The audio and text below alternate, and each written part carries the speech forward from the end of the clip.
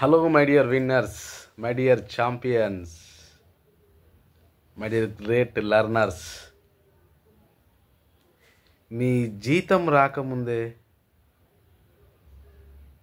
అయిపోతుందా? మీ జీతం ఇలా రాగానే అయిపోతుందా?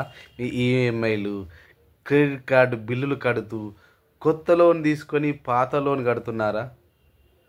అయితే మీరు డెబిట్ ట్రాప్లో చిక్కుకున్నట్టే. మీరు లోన్ అనే ఉచ్చులో ఉన్నట్టే. ఇది మీ సేవింగ్స్ని జీరో చేస్తుంది, కుటుంబంలో మీకు టెన్షన్ పెంచుతుంది, భవిష్యత్తు కలలను చెరిపేస్తుంది. మీకు వచ్చే శాలరీ కంటే మీరు కట్టే అప్పులు లోన్స్, ఈఎంఐలు, కార్డ్స్, పేమెంట్స్ చాలా ఉన్నాయి. ఇది మిమ్మల్ని, మీ జీవితాన్ని, మీ కలలని చెరిపేస్తుంది. కానీ బయటపడే మార్గం ఉంది మై డియర్ ఫ్రెండ్స్. 30 రోజుల అవసరం లేని ఖర్చులు ఆపండి. అన్ని అప్పుల లిస్టు ఒకసారి లిస్ట్ అవుట్ చేసి రాసుకోండి.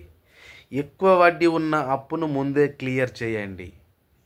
అండ్ ఒకటే ఇన్కమ్ మీద ఎప్పుడు మీరు ఆధారపడకండి. Side income, passive income, extra income మీద మీరు దృష్టి పెట్టండి, మొదలు పెట్టండి.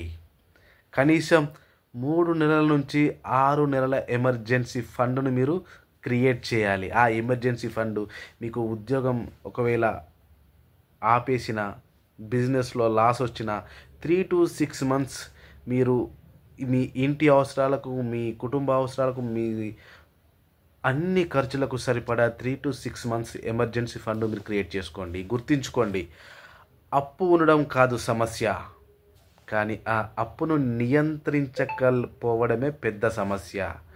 అప్పు నియంత్రణ లేకపోతే మీరు సమస్యల్లో చిక్కుకుంటారు. నేను మీ డాక్టర్ రవిసిద్ధుల మీకోసం డెబిట్ ఫ్రీ ప్లాన్ రెడీ చేశాను.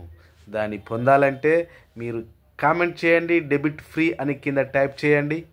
మీకు నెక్స్ట్ వీడియోలో క్లియర్గా మీకు ఎక్స్ప్లెయిన్ చేస్తాను. Thank you so much. Signing off doctor Ravisiddhula. Thank you.